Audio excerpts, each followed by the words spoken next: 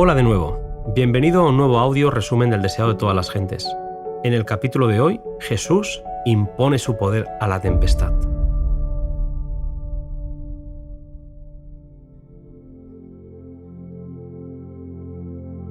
Había sido un día largo y extremadamente ocupado en el que Jesús había estado enseñando y sanando sin detenerse casi ni para comer ni descansar. Al llegar la noche, las muchedumbres se agolpaban todavía en derredor de él, y el maestro estaba sumamente cansado. Los fariseos habían estado acechando con sus críticas maliciosas y falsas, haciendo que las labores de Jesús fueran más pesadas y agobiadoras. Jesús buscaría algún lugar despoblado al otro lado del lago para descansar. Invitó a sus discípulos a acompañarle a su deseado retiro y se metieron en la barca donde él no tardó en dormirse vencido por el cansancio y el hambre. Lo que había sido un anochecer sereno y plácido se convirtió repentinamente en una violenta tempestad que estalló sobre el lago. Las olas, agitadas por los furiosos vientos, se arrojaban bravías contra el barco de los discípulos y amenazaban hundirlo. Los discípulos, a pesar de su gran experiencia de navegación, se vieron impotentes y desesperaban al ver cómo su barca se ahogaba. Centrados en salvarse por sus propios esfuerzos, habían olvidado de que Jesús estaba a bordo, pero viendo que sus labores eran vanas se acordaron de él. Era su única esperanza. Lo llamaron, pero sus voces eran ahogadas por el rugido de la tempestad y no recibían respuesta. Las densas tinieblas le ocultaban de su vista y se llenaron de angustia y temor. De repente, el fulgor de un rayo rasgó las tinieblas y vieron a Jesús acostado y dormido sin que le perturbase el tumulto. Con asombro y desesperación exclamaron: «Maestro, ¿no te preocupa ver que nos morimos?» ¿Cómo podía él descansar tan apaciblemente mientras ellos estaban en peligro, luchando con la muerte? Sus clamores despertaron a Jesús. Pudieron ver la paz reflejada en su cara y le dijeron: «Señor, sálvanos, que perecemos». El Nahuatl nos dice: «Nunca dio un alma expresión a este clamor sin que fuese oído». En aquella barca, Jesús levantó la mano y dijo al mar airado: «Calla, enmudece», y la tempestad cesó. Con tristeza Jesús preguntó a sus discípulos: «¿Por qué tenéis miedo? ¿Cómo es que no tenéis fe?». Los discípulos guardaban silencio. Ni siquiera Pedro intentó dar una respuesta, puesto que un profundo sentimiento llenaba su corazón. Entre todos los barcos que estaban en el lago se oyó un susurro: «¿Qué hombre es este, que aun los vientos y el mar le obedecen?». Elena White nos dice que en el corazón de Jesús había paz durante la tormenta. Dormía plácidamente y cuando lo despertaron tampoco tuvo temor. Pero nos dice que él no confiaba en la posesión de la omnipotencia. Jesús confiaba en el poder del Padre. Descansaba en la fe en el amor y cuidado de Dios, y el poder de aquella palabra que calmó la tempestad era el poder de Dios. Como Jesús confió en el Padre, se nos anima a confiar nosotros en el cuidado de nuestro Salvador. Los discípulos, en sus esfuerzos por salvarse a sí mismos, se olvidaron de Jesús, y nosotros, cuando las tempestades de la tentación nos rodean, ¿cuántas veces batallamos solos con la tempestad, olvidándonos de que hay uno que puede ayudarnos? Confiamos en nuestra propia fuerza hasta que perdemos nuestra esperanza y estamos a punto de perecer. Entonces nos acordamos de Jesús, y Él, aunque con tristeza reprende nuestra incredulidad y confianza propia, nunca deja de darnos la ayuda que necesitamos. Este milagro de calmar la tempestad encierra otra gran lección espiritual. El pecado ha destruido nuestra paz. Mientras el yo no está subyugado, no podemos hallar descanso. Somos tan impotentes en esto como los discípulos para calmar la rugiente tempestad. Pero el que calmó las olas de Galilea ha pronunciado la palabra que puede impartir paz a cada alma. A la mañana siguiente, apenas habían tocado la orilla cuando desde entre las tumbas, dos locos se abalanzaron hacia ellos como si quisieran despedazarlos. Ensangrentados y malheridos, habían perdido incluso la apariencia de humanidad. Con trozos de cadenas colgando de sus cuerpos, los demonios habían convertido a estos dos hombres en fieras atormentadas. Los discípulos y sus compañeros huyeron aterrorizados, pero el que había calmado el mar no huiría delante de esos demonios. Aunque furiosos, los dos hombres se quedaron impotentes delante de él. Jesús ordenó a los espíritus inmundos que saliesen y estos respondieron vehementemente: «¿Qué tienes conmigo, Jesús, Hijo del Altísimo? Te conjuro por Dios que no me atormentes».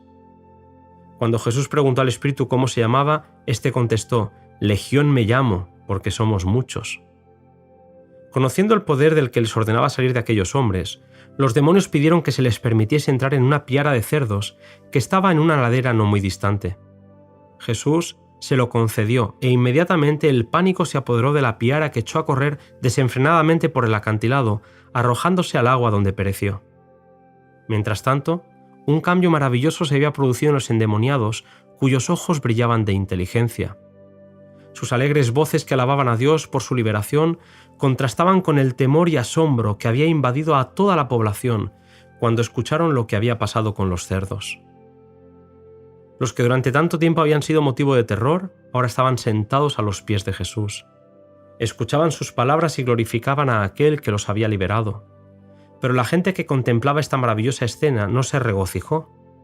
La pérdida de los cerdos les parecía de mayor importancia que la liberación de estos cautivos de Satanás.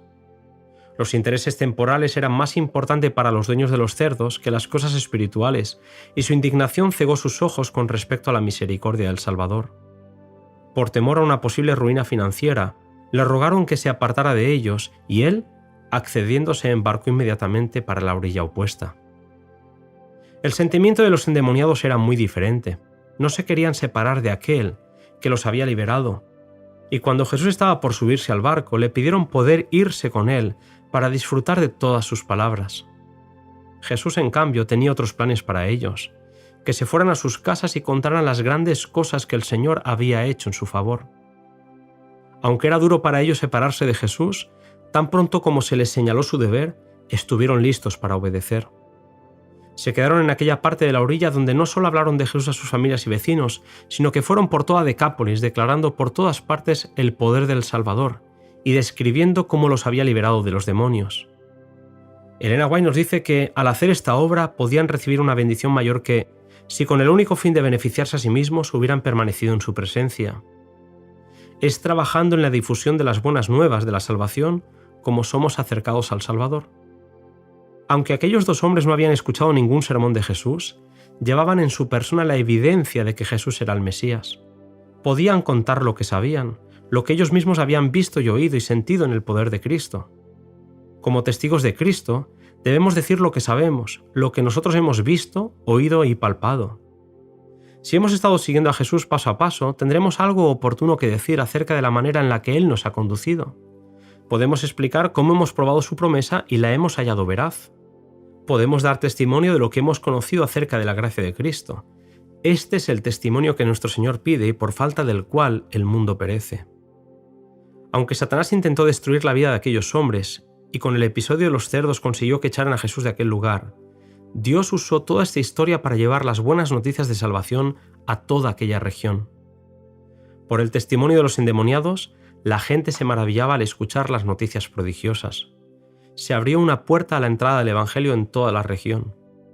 Cuando Jesús volvió a Decápolis, la gente acudía a él, y durante 3 días, no solamente los habitantes de un pueblo, sino miles de toda la región circundante oyeron el mensaje de salvación.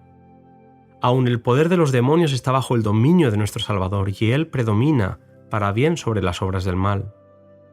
El encuentro con los endemoniados de Gadara encerraba una lección para los discípulos. Demostró las profundidades de la degradación a las cuales Satanás está tratando de arrastrar a toda la especie humana, y la misión que traía Cristo de librar a todos los hombres de su poder. Aquellos míseros seres que moraban en los sepulcros, poseídos de demonios, esclavos de pasiones indomables y repugnantes concupiscencias, representan lo que la humanidad llegaría a ser si fuese entregada a la jurisdicción satánica. La influencia de Satanás se ejerce constantemente sobre los hombres para enajenar los sentidos, dominar la mente para el mal e incitar a la violencia y al crimen. Él debilita el cuerpo, oscurece el intelecto y degrada el alma. Siempre que los hombres rechacen la invitación del Salvador, se entregarán a Satanás. En toda ramificación de la vida, en el hogar, en los negocios y aún en la iglesia, son multitudes los que están haciendo esto hoy. Y a causa de esto, la violencia y el crimen se han difundido por toda la tierra. Las tinieblas morales, como una mortaja, envuelven las habitaciones de los hombres. Mediante sus especiosas tentaciones, Satanás induce a los hombres a cometer males siempre peores, hasta provocar completa degradación y ruina. La única salvaguardia contra su poder se halla en la presencia de Jesús. Ante los hombres y los ángeles, Satanás se ha revelado como el enemigo y destructor del hombre, Cristo como su amigo libertador. Su espíritu desarrollará en el hombre todo lo que ennoblece el carácter y dignifica la naturaleza. Regenerará al hombre para la gloria de Dios en cuerpo, alma y espíritu. Y las almas que han sido degradadas en instrumentos de Satanás siguen todavía mediante el poder de Cristo, siendo transformadas en mensajeras de justicia y enviadas por el Hijo de Dios a contar cuán grandes cosas el Señor ha hecho contigo y cómo ha tenido misericordia de ti.